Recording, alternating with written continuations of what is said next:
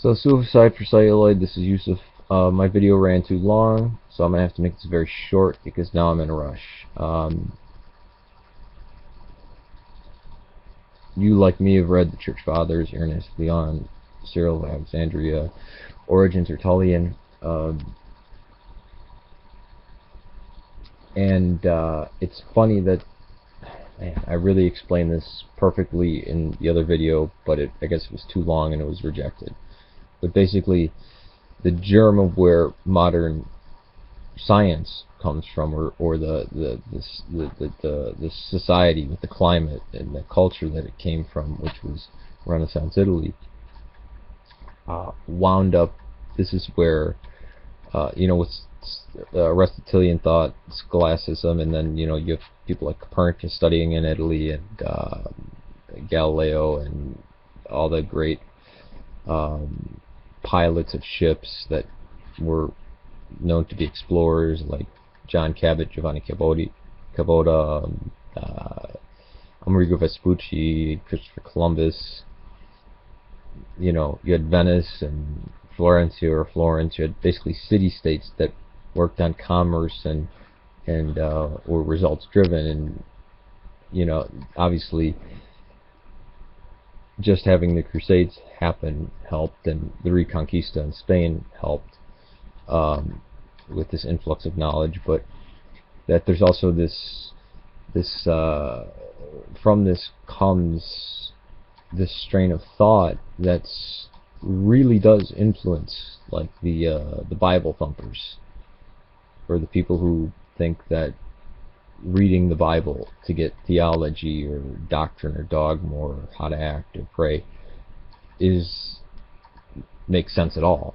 And most of these people who don't know anything about Christian history will agree with Anselm of Canterbury's penal substitution, and they believe that it's in the Bible, even though that's a high Middle Ages Roman Catholic view. All the Protestants believe it. Or original sin and predestination, which was first introduced to Christianity by Augustine of Hippo, even if they don't know who he is. And there's things like that which informs them a lot, even though they might not know that they're being informed by that. And basically, the main thing is that when I see people like Thunderfoot and Venom Fang X banging their heads together about science, or people arguing the science of a worldwide flood, or creationism, or a 6,000-year-old Earth, you're not going to get through to that creationist with science. They've already foregone science and say, well, faith trumps it.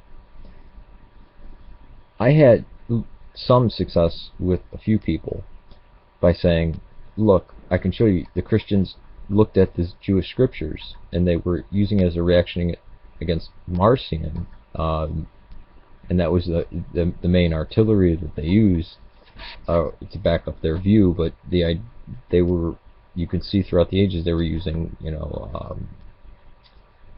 Platonism or different models of how the earth began. And it wasn't until the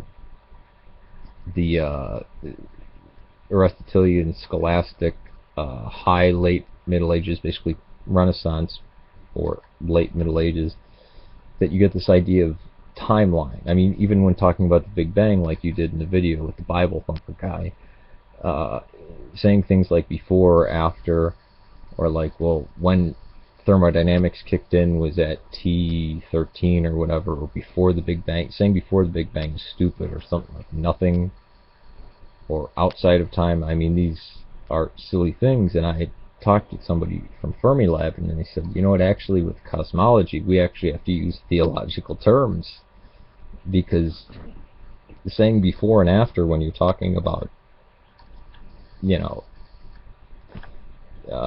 the universe really is ridiculous. It's, what's going to happen after time?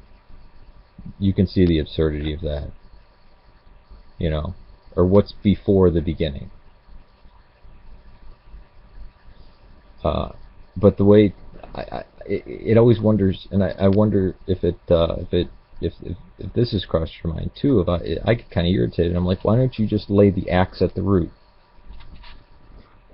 And I was able to show people, like, hey, check this out, like, you know, showing them from stuff. The Bible's not the Word of God. It says it in there multiple times. You can't find original sin or any of this stuff. Not to mention, what Bible? The Bible didn't exist.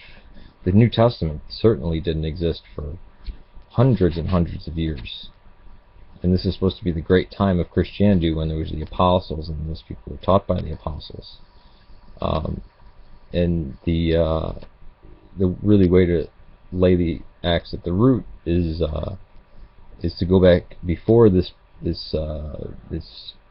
Renaissance era that, you know, Calvin used and Luther used in their let's say methodology of thought. And I have had people say, you know, I never quite believed in creationism, but I thought it was equal to saying that if I believed, you know, in an older universe, that was tantamount to me rejecting Christ or something like that. So it was kind of a relief to them.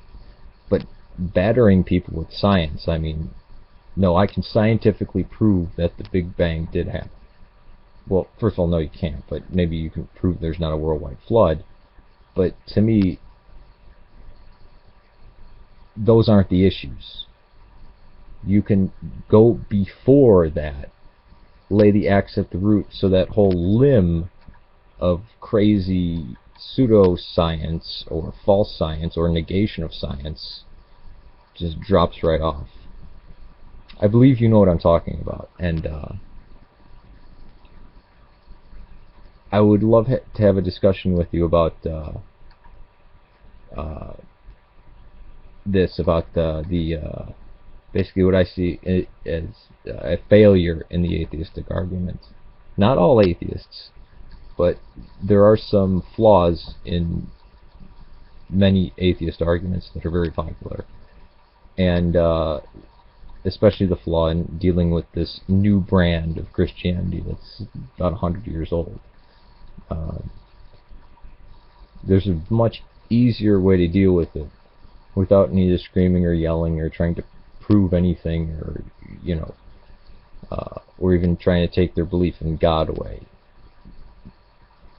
I mean, do we really need another fundamentalist atheist? Do we need a fundamentalist Christian who's proselytizing, who knows they're right, to then become an atheist and have that same attitude? I don't think so.